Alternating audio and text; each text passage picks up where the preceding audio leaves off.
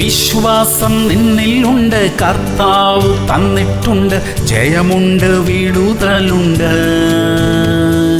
ദൈവം പകർന്ന വിശ്വാസത്താലെ കൽപ്പിക്കുമ്പോൾ പ്രതികൂലം മാറിപ്പോയിടും.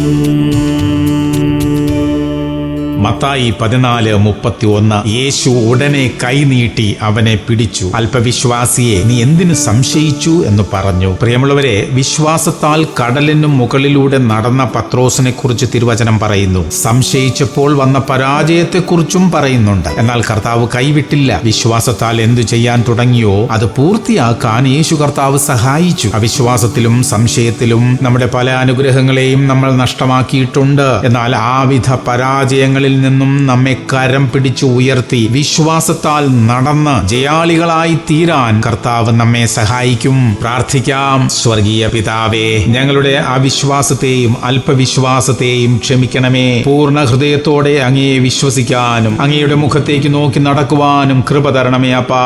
യേശു ക്രിസ്തുവിന്റെ നാമത്തിൽ തന്നെ. ആമേൻ, ആമേൻ, ആമേൻ.